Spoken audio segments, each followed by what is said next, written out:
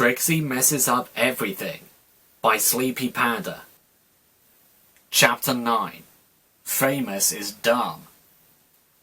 After many years, Discord got bored of being reformed and took over Equestria again. Naturally, everything was thrown into chaos and disorder. Somehow, as a result of many events that happened at perfect times, Trixie became famous and gained many fans. Great, right? Stop it! Trixie does not wish to be followed into her private dressing room! Trixie shrieked, sweating as she strained her magic to hold back the crowd of adoring fans pushing and shoving each other onto the floor just to get closer to her. I said, stop it! You can gaze at me and drink in my greatness soon, once the show starts! Trixie stumbled into her dressing room and slammed the door behind her, bolting it shut and pressing her body against it for extra measure. Chest heaving, and she struggled to catch her breath. She made a mental note to fire all of her security guards and hire ones that actually knew what they were doing. At first, when she became famous, Trixie was overjoyed. Sure, they only liked her because Discord had screwed up their minds, but that was no matter to Trixie. She didn't really care anyway, but they practically worshipped her, and that's all that matters. Sighing, Trixie blocked out the noises of cheering fans in the background and made her way over to the table in the room. Her cape and hat were freshly ironed and neatly laid onto said table, and she put them on with robotic movements. She'd done this so many times before, and now the action no longer filled her with excitement. It was just another mundane task to her. After double-taking her reflection in the mirror to make sure she looked presentable for her show, she exited the room and made her way to the stage, pushing past a few strangling fans that were too obsessed with seeing her up close to realize that the show was starting soon. She walked into the bright stage lights, and the crowd erupted into cheers. As much as she tried to suppress it, a small smile tugged at Trixie's lips. Although performing wasn't as special to her now as it was when she was less well known, she still loved being cheered on like this. When the cheering finally died down, a bit to more of a deafening roar than Princess Luna screaming death metal into a megaphone in the Royal Canterlot voice, Trixie began her first trick. She grinned at the audience, paused for a dramatic effect, and made chocolate milk rain from the sky? What?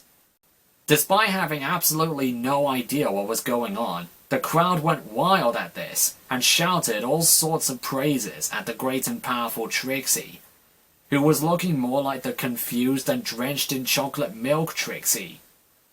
She looked around wildly, and to her horror, saw Discord floating above the audience in a bathtub that seemed to be made out of oranges.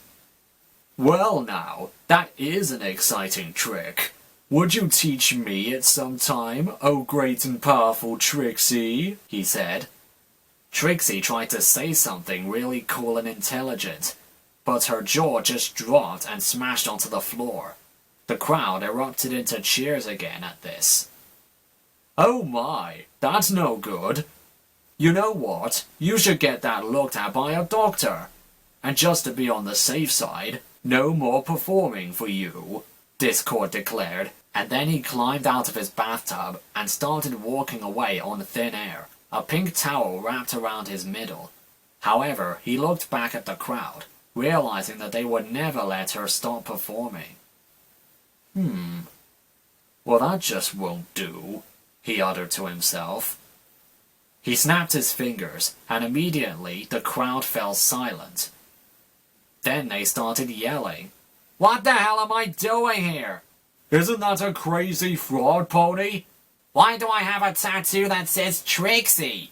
Someone must have drugged me or something and tattooed me. Ah! Please, help! It's way past your bedtime, young mare. Go home at once, or you're grounded for life.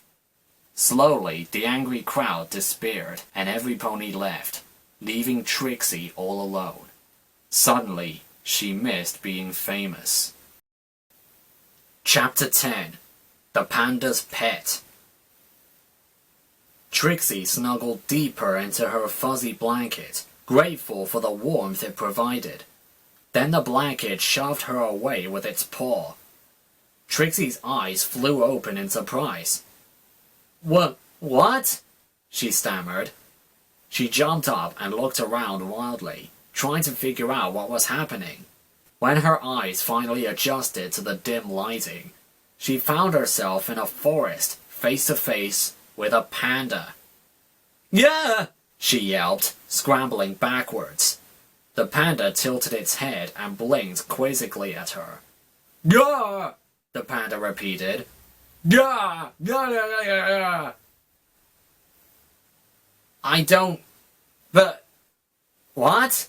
Trixie managed to get out. "What?" said the panda. "I'm going back to sleep," Trixie decided, lying back down and snuggling up with the panda again. "Sleep," the panda agreed, patting her new pet pony on the head affectionately. Chapter 11. Whoops. "Whoops," Trixie said as she tripped and fell off the cliff.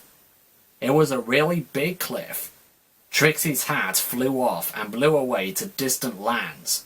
Right before she hit the ground, she remembered that she was a unicorn and teleported away. Right into a volcano. Dum dum da dum dum da dum da dum da dum.